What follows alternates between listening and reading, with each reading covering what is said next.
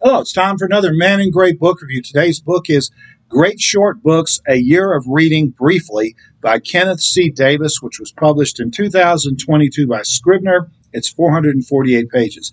Kenneth C. Davis is a writer of popular history books. He's best known for the Don't Know Much About series, don't know much about history, don't know much about geography, don't know much about the Bible, don't know much about the Civil War, and so forth.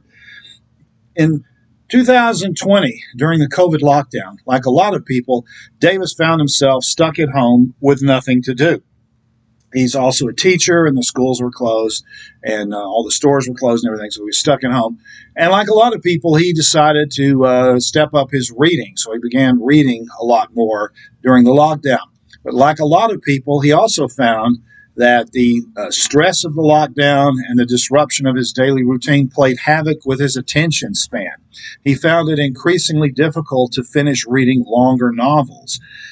He'd start a novel and then lose interest in it and not finish it. And so he decided he didn't want to give up reading completely, so he decided to switch to reading only short books, novellas in particular. Now, if you're not familiar with the term novella, it's basically a short novel. Now, the definition of a novella is kind of ambiguous, but it's supposed to be longer than a short story, but shorter than a full-length novel. Generally speaking, most novellas are somewhere between, they're longer than 50 pages and shorter than 200.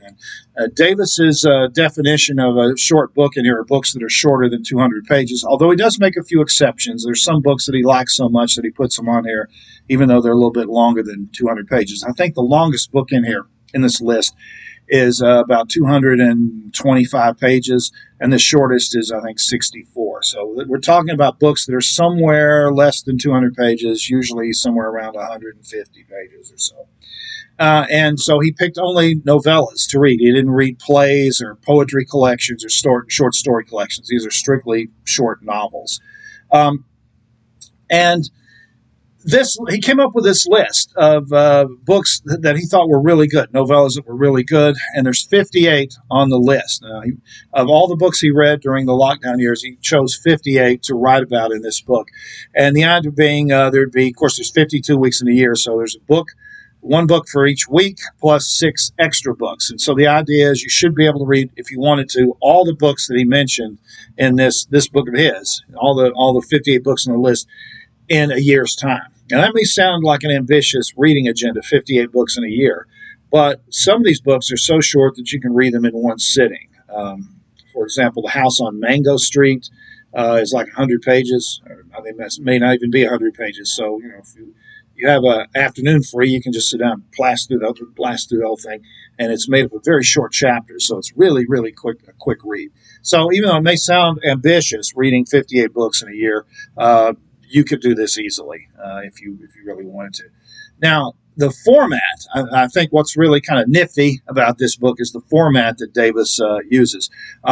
Each chapter is only about 3 or 4 pages long, each book that he talks about. It opens with the first page of the book, a paragraph or so from the first page of the book, give you an idea of what the book reads like, the feel of the book. Then there's a plot summary, which doesn't give away spoilers. So if there's a suspense novel or whatever, he doesn't give away the ending. But he basically lays out the characters and the plot fairly succinctly. Then there's a biography of the author, where the author was born, the life story, and then it lists, as part of the biography, the major works that this author created. And one of the things you'll find as you read through the biographies, and he comments on this in the book, that many of the authors in this book had terrible lives. They died young, they had tragedies, they struggled to make a living. And so I don't know if there's a reason for that or if it's just coincidence. And then after the biography section, there's the opinion section labeled Why You Should Read This Book, in which he explains why he thinks this book is a book that you should read. So he gives his opinion on it. Of course, the books he doesn't think you should read are not in here, so that's on that.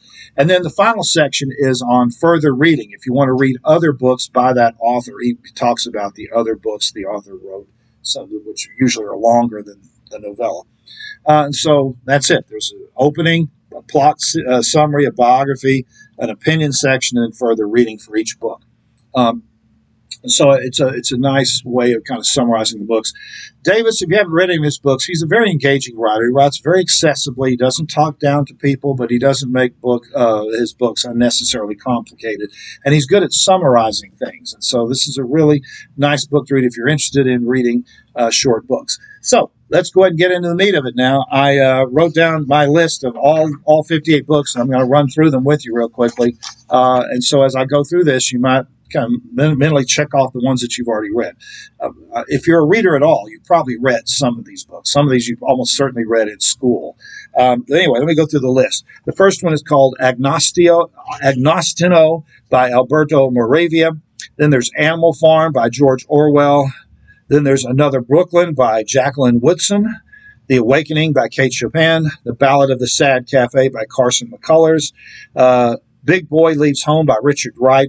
Bonjour Trieste by Francis Sagan, Candide by Voltaire, Charlotte's Web by E.B. White, A Clockwork Orange by Anthony Burgess, The Country Girls by Ed O'Brien, who passed away just last week, Death in Venice by Thomas Mann, Department of Speculation by Jenny Ophel, The Dry Heart by Natalie Ginsburg, Ethan Frome by Edith Wharton, Evil Under the Sun by Agatha Christie, The Fifth Child by Doris Lessing, The Ghost Rider by Philip Roth, The Great Gatsby by F. Scott Fitzgerald, The Hour of the Star by Clarice Lispector, The House on Mango Street by Sandra Cisneros, If Beale Street Could Talk by James Baldwin, If This Is Man by Primo Levi, July's People by Nadine Gordimer, The Lathe of Heaven by Ursula K. Le Guin, Lord of the Flies by William Golding, The Lost Daughter by Elena Ferrante,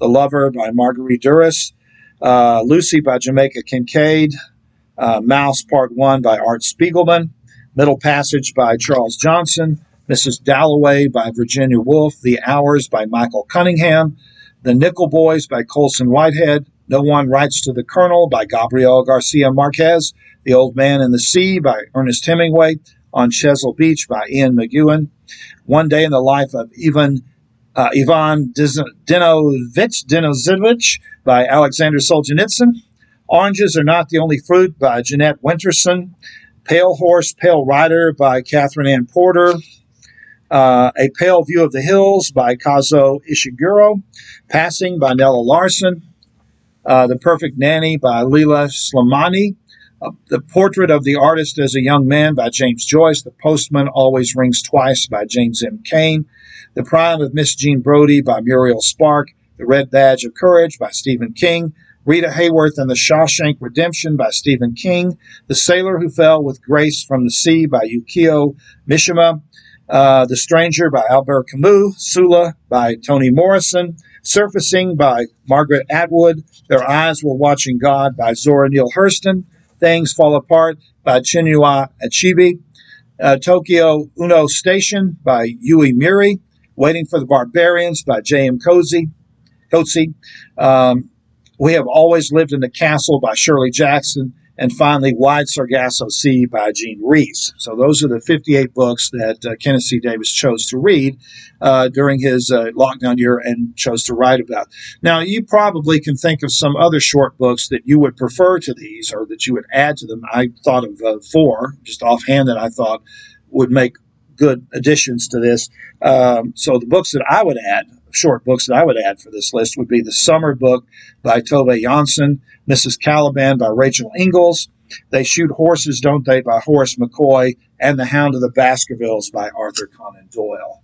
So I think you would do well with any of those books on the list. So if you are interested in reading novellas or short novels, this is a really good book. It's a fun book to read. It's a long book. Ironically, it's about 450 pages, but I blasted through it just 2 days because I found it so interesting, and it's very easy to read.